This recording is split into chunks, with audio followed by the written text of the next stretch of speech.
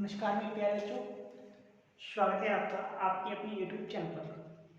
मेरे प्यारे बच्चों, हम लोग पिछली क्लास में क्लास 10th का दूसरा अध्याय बहुपद को देख रहे थे, जिसमें हमने चर अचर, बीजीय व्यंजक और बहुपद के बारे में सीखा था। आज हम सीखेंगे कि बहुपद कितने प्रकार के होते हैं।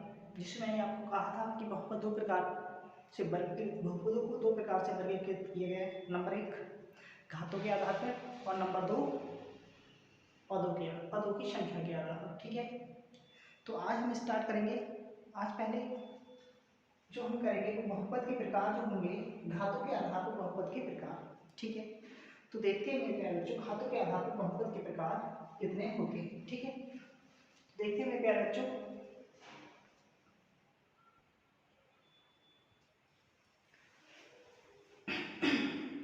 जैसे कि मेरे प्यारे बच्चों घातों के आधार पर बहुपद के प्रकार।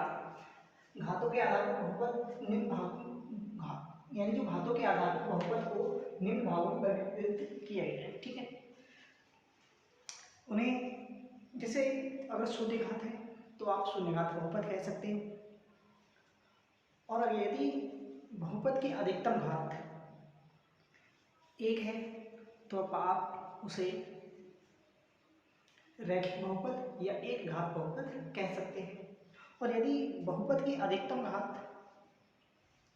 2 है तो आप उसे द्विघात बहुपद कह सकते हैं। ठीक है, और यदि बहुपद की अधिकतम घात 3 है तो आप उसे त्रिघात बहुपद कह सकते हैं। देखिए मेरे प्यारे बच्चों, इसी चीज को मैंने आपके लिए हर चीज लिखकर और उसके एग्जाम्पल सहित दी है ताकि आपको ज़्यादा से ज़्यादा समझ में आ जाए। तो घातों के आधार पर हम बहुपद के प्रकार को देख रहे हैं। घातों के आधार पर बहुपद को निम्न भागों में वर्गीकृत किया गया है। नंबर 1 शून्य घात बहुपद। शून्य घात बहुपद किसे कहते हैं? ऐसा बहुपद जिसमें चर की घात क्या हो? शून्य हो। यानी एक सिंपल सी अगर संख्या लिखी जाए तो संख्या जो होती है क्या है? एक शून्य घात बहुपद होती है। जैसे कि ऐसा बहुपद जिसमें चर की घात शून्य हो शून्य घात बहुपद कहलाता है। जैसे 2x⁻0 या केवल 2, या तो 2x⁻0 या फिर केवल 2 है तब भी वो क्या होगा? शून्य घात बहुपद होगा। जैसे मैंने 5x⁻0 लिखा या केवल 5, यानी केवल संख्या भी अगर होती है तो आप उसे क्या कह सकते हैं? शून्य घात बहुपद कह सकते हैं। फिर 6 × x⁻0, ठीक है, यहाँ चर की पावर क्या है? चर की पावर अधिकतम घात 0 है, या करके आप लिख सकते हैं 6 केवल 6, यानी x⁻0 का मान क्या होता है? 1 होता है, और x⁻0 का मान यदि 1 होता है तो या तो साथ में 1 लिखो, यानी ये लिखें या फिर ये लिखें, बात एक ही है। ठीक है, तो मुझे पर उम्मीद है कि आपको शून्य घात बहुपद समझ में आ गया है। तो शून्य घात बहुपद कैसे कहते हैं? जिसमें चर की घात क्या हो? शून्य हो, यानी सिंपल एक संख्या को भी शून्य घात बहुपद कहते हैं। ठीक है, आते हैं एक घात बहुपद या रैखिक बहुपद पर। दूसरा है एक घात बहुपद या रैखिक बहुपद। ऐसा बहुपद जिसमें चर की अधिकतम घात 1 हो रैखिक बहुपद कहलाता है, या फिर एक घात बहुपद कहलाता है। ठीक है, जैसे x, इसमें x की पावर क्या है? 1, x - इसमें भी चर की घात क्या है? 1, 2x + 1 इसमें भी चर की घात क्या है? 1, और 5x - 1 इसमें भी चर की घात क्या है? 1। यानी ये सभी जो है एक घात बहुपद के क्या है? एग्जाम्पल है, यानी उदाहरण है। ठीक है, समझ में आ गया? यानी ऐसा बहुपद जिसमें चर की घात 1 हो रैखिक बहुपद कहलाता है। जैसे मैंने आपको एग्जाम्पल दिया, यहाँ भी चर की घात 1 है, यहाँ भी चर की घात 1 है, यहाँ भी और यहाँ भी क्या है? 1 है। ठीक है, अब देखते हैं हम नंबर 3 द्विघात बहुपद। द्विघात बहुपद किसे कहते हैं? ऐसा बहुपद जिसमें चर की अधिकतम घात 2 हो उसे द्विघात बहुपद कहते हैं। मेरे कहने का मतलब है कि मेरे प्यारे बच्चों, जैसे जो चर दिए गए हैं, जैसे कि इसमें एक बहुपद दिया जाएगा, उस बहुपद में चर की अगर अधिकतम घात 2 है तो वो द्विघात बहुपद कहलाएगा। जैसे देखते हैं, ये भी एक द्विघात बहुपद है क्योंकि इसमें चर की अधिकतम घात क्या है? 2 है। ये भी एक द्विघात बहुपद है क्योंकि इसमें चर की घात अधिकतम क्या है? 2 है। अब यहाँ 2 चर दे रखे हैं, एक एक्स स्क्वायर और एक्स अधिकतम देखते हैं, अधिकतम 2 है तो ये इसकी घात 2 है। यहाँ भी आपका एक द्विघात बहुपद दे रखा है लेकिन इसमें अधिकतम 2 घात है, इसलिए इसकी घात भी क्या है 2 है, यानी ये द्विघात बहुपद की क्या है एग्जाम्पल है। समझ में आया? आपको जो बहुपद दिया जाए उसमें बहुपद की आप अधिकतम घात को देखेंगे, अधिकतम घात को देखकर ही बता सकते हैं कि जो बहुपद है वो द्विघात है या फिर अन्य घात का है। ठीक है, तो मुझे उम्मीद है आपको द्विघात बहुपद भी समझ में आ गया है। अगला दे रखा है आपको त्रिघात बहुपद या फिर तीन घात बहुपद। ठीक है, ऐसा बहुपद जिसमें चर की अधिकतम घात 3 हो त्रिघात बहुपद कहलाता है। यानी आपके लिए कोई बहुपद दिया जाएगा, उस बहुपद में आप क्या देखेंगे कि जो चर है उस चर की अधिकतम घात क्या है, उसी के आधार पर आप क्या करेंगे बताइए कि जो बहुपद है वो कितनी घात का है, 2 घात 3 घात या त्रिघात। जैसे यहाँ आपने देखा यहाँ चर की घात 3 है तो आप कहेंगे ये त्रिघात बहुपद है, यहाँ भी चर की घात क्या है 3 है तो ये भी त्रिघात बहुपद है, यहाँ भी चर की घात क्या है 3 है ये भी त्रिघात बहुपद है, यहाँ भी चर की अधिकतम घात क्या है 3 है ये भी त्रिघात बहुपद है, यहाँ भी चर की अधिकतम घात 3 है यहाँ ये भी त्रिघात बहुपद है। ठीक है, तो मेरे प्यारे बच्चों अगर ऐसे ही इसी प्रकार से वो चतुर्थ घात भी दे सकता है, यानी बहुपद देगा और बहुपद में यदि चर की घात 4 हो तो आप उसे चतुर्थ घात बहुपद बोलेंगे, यदि 5 घात दे रखी तो आप पंचम घात बहुपद बोलेंगे। ठीक है, लेकिन इस तरीके से तो आप देखें तो घातें खत्म नहीं होंगी, लेकिन मैंने एक आपको बता दिया लेवल कि इस आधार पर ही आगे बढ़ सकते हैं। ठीक है, जो ज़्यादातर मायने रखता है वो एक घात बहुपद यानी शून्य घात, एक घात और द्विघात और त्रिघात मायने रखता है। चतुर्थ घात भी रखता है लेकिन चतुर्थ घात आपको पता है अगर बहुपद दिया गया है उसमें अधिकतम घात अगर 4 है तो वो चतुर्थ घात होगा, और यदि बहुपद दिया गया है और उसमें अधिकतम घात यदि 5 है तो आप कहेंगे बहुपद जो है वो पंचम घात बहुपद है। ठीक है, कर लेंगे इस तरीके से। तो इसके बाद हम अगला करेंगे मेरे प्यारे बच्चों पदों के आधार पर बहुपद के प्रकार। ठीक है, तो पदों के आधार पर बहुपद के प्रकार कितने होते हैं उसे देखते हैं मेरे प्यारे बच्चों। पहले आप इसे नोट करें फिर इसके बाद हम आगे बढ़ेंगे, जल्दी से नोट कर दो।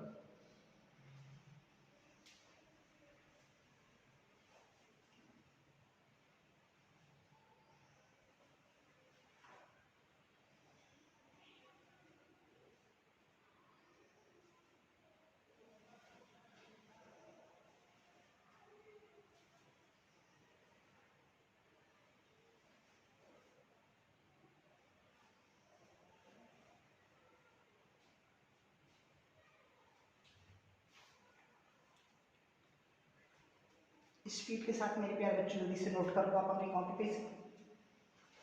फिर इसके बाद हम पदों के आधार पर बहुपद के प्रकार सीखेंगे।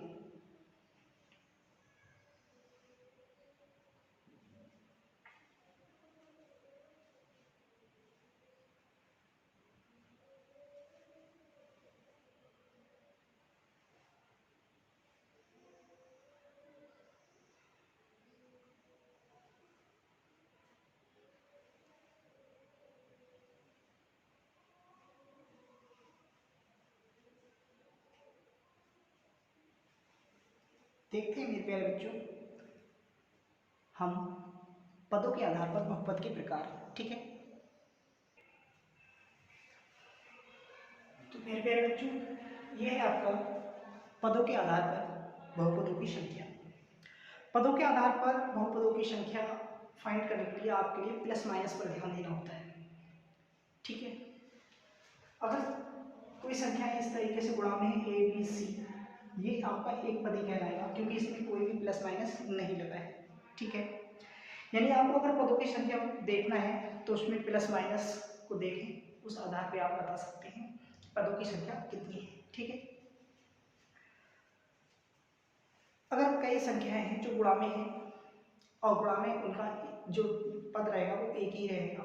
ठीक है, चाहे कितनी भी संख्या क्यों ना हो, यानी गुणा में क्या करते हैं पदों की संख्या को एक ही गिनती में रखते हैं। ठीक है, अब देखते हैं मेरे प्यारे बच्चों पदों के आधार पर बहुपदों के प्रकार।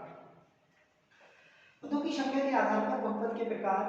पदों के आधार पर बहुपद को निम्न भागों में वर्गीकृत किया गया। नंबर 1 एक पदी बहुपद। ऐसा बहुपद जिसमें पदों की संख्या एक हो उसे एक पदी बहुपद कहते हैं, ठीक है। जैसे 2 एक बहुपद है, कौन सा बहुपद है? शून्यघात बहुपद है, परंतु कैसा है? एक पदी बहुपद है, ठीक है। 2x इसमें कोई प्लस माइनस नहीं लगा, ये भी एक पदी बहुपद है, ठीक है। 3x² इसमें भी कोई प्लस माइनस नहीं लगा, इसलिए ये भी क्या है? एक पदी बहुपद है। और 6xyz ये भी एक पदी बहुपद है, क्योंकि ये सब क्या है? गुणा में है, और जब गुणा में होते हैं तो हम उसे एक ही पद में गिनती लगाते हैं, ठीक है। तो एक समझ में आ गया, जिस ऐसा बहुपद जिसमें पदों की संख्या एक हो एक पदी बहुपद कहते हैं। बात करते हैं द्विपदी बहुपद की। ऐसा बहुपद जिसमें पदों की संख्या 2 हो द्विपदी बहुपद कहलाता है। जैसे x प्लस देखो 1 2, ठीक है। ये भी 1 प्लस 2 यानी 1 2 1 2 1 2, ठीक है। यानी ऐसा बहुपद जिसमें पदों की संख्या क्या हो? 2 हो, वो द्विपदी बहुपद कहलाएगा, ठीक है, या द्विपदी बहुपद कहलाएगा, ठीक है। समझ आ गया? अब मेरे प्यारे बच्चों देखते हैं त्रिपदी बहुपद।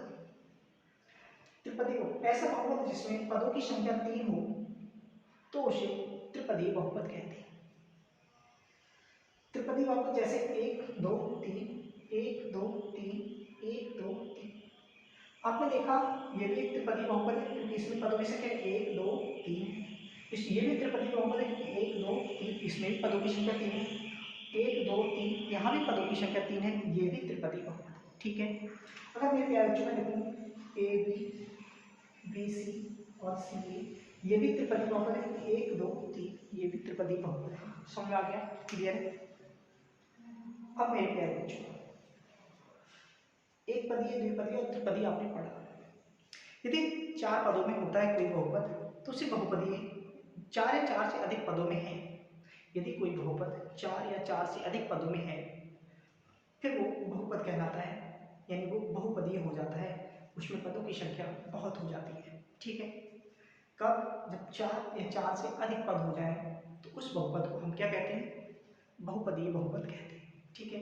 समझ में आ गया? तो यहाँ तक तो मेरे प्यारे बच्चों आपको समझ आ गया एक पदीय द्विपदीय और त्रिपदीय। और यदि त्रिपदी के बाद 4 पदीय 5 पदीय 6 पदीय होता है तो उसके बाद वो बहुपदीय बहुपद कहलाने लगता है, ठीक है। याद आएगा आपको?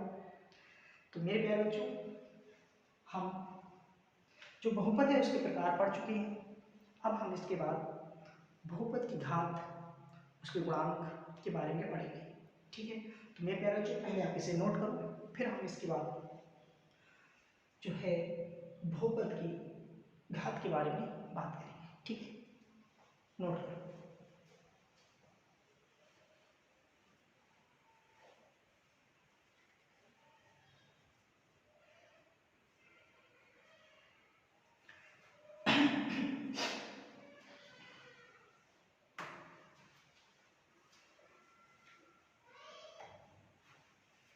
नोट करो मेरे प्यारे बच्चों।